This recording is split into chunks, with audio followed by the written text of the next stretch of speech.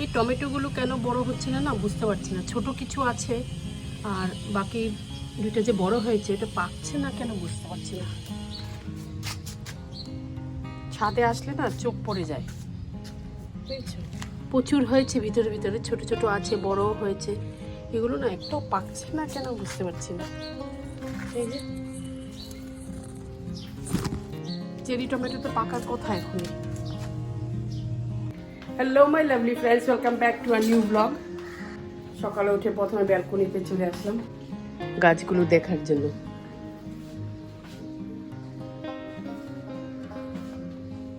আমাদের এখানে না ঠান্ডা কমে গেছে।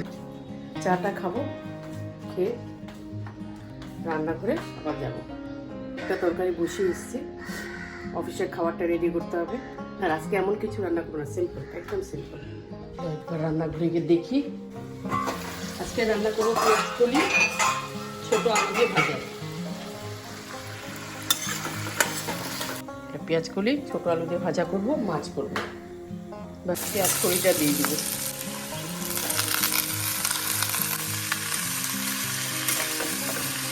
ডাল করবো না, কেন আজকে আমরা 2 জন শুধু, তাই বেশি রান্না নেই।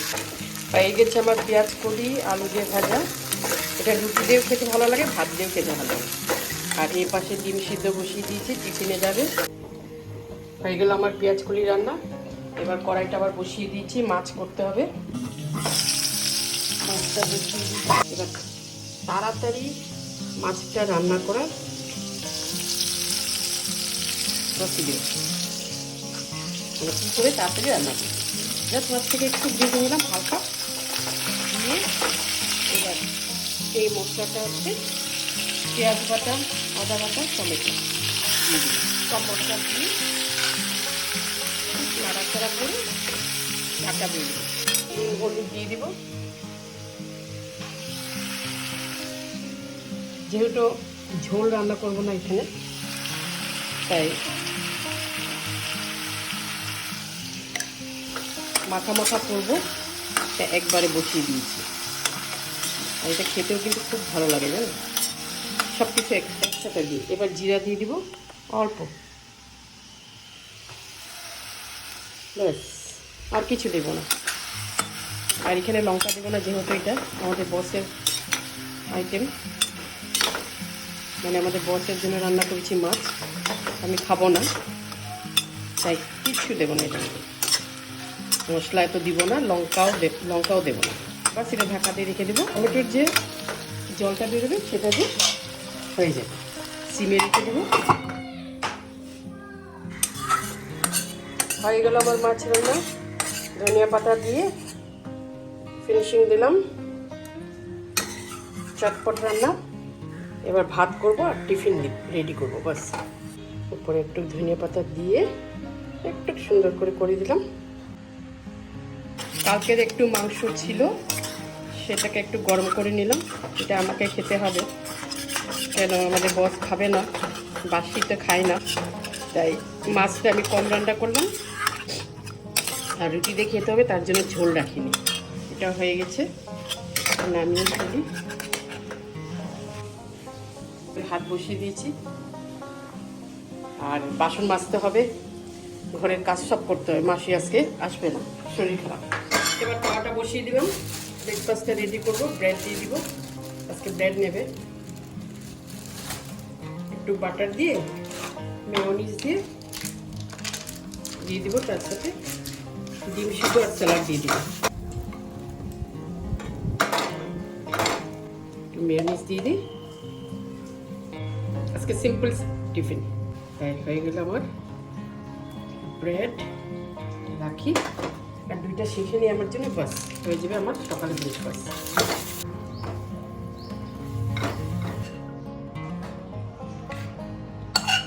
আলু পেঁয়াজ কলি ভাজা, দিলাম মাছ, এটা পরে সাইডে দিয়ে দিব। স্যালাড দিয়ে দিই,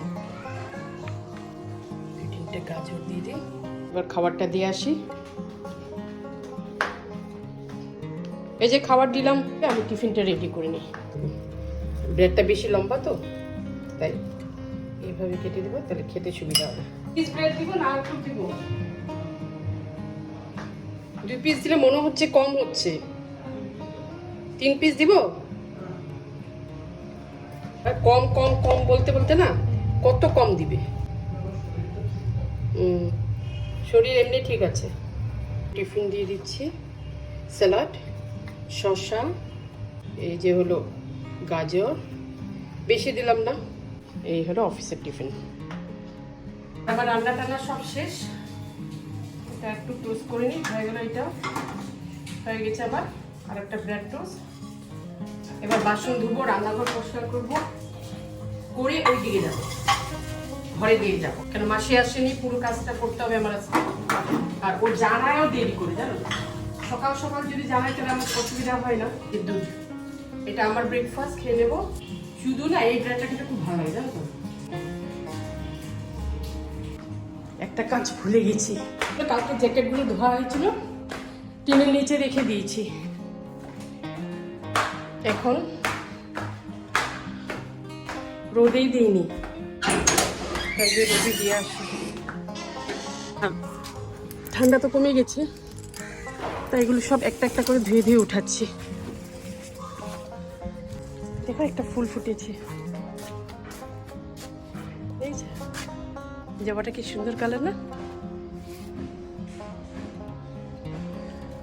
গাঁদা ফুলও ফুটেছে।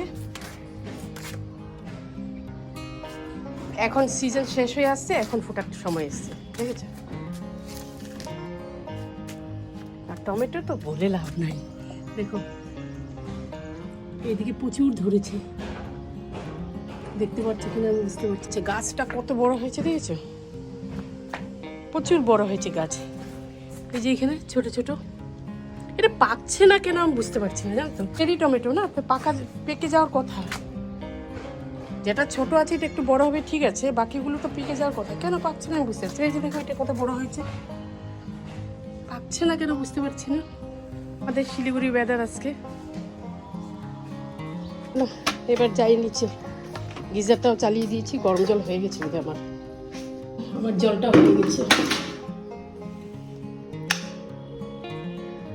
এবার চলে যাবো স্নানে। চান টান করে চলে আসলাম, রুটিটা বেলে ফেললাম, এখন রুটিটা সেঁকবো। রুটি বেলে নিয়েছি, এদিকে স্যালাডটা কেটে নেব। স্যালাড খালি শসা আর গাজর, বাস, আর কিছু না। এই যে শসা আর গাজর। এই ফ্রাইং প্যানে না ছোট্টর মধ্যে রুটি সেঁকতে খুব মজা। বড়টাও আছে আমার, কিন্তু এটার মধ্যে বেশি মজা। এটা নতুন কিনে আমার, বহুদিনের ইচ্ছা ছিল এটা কিনবো কিনবো কিনবো কিনবো। এই তাওয়াটা এত মজা, এটা রুটি করে দারুণ লাগে। রুটি হয়ে গেছে, দুটো রুটি, আরেকটা বাকি আছে।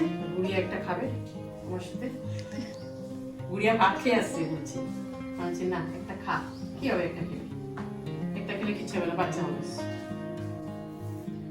গুড়িয়া একটা দিয়ে স্যালাড দিব তো, দুইজন বসে খাবো। একা একা না খেতে ভালো লাগে না। পেঁয়াজ কলি খাস তো গুড়িয়া? আমি পেঁয়াজ কলি খাই না। হ্যাঁ, পেঁয়াজ কলি খাস না? মাটন খাস তো?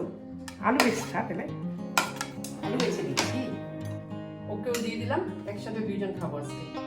ভালো হয়েছে, আমার পার্টনার একটা পেয়ে গেছি। একদম ভালো লাগে না একা।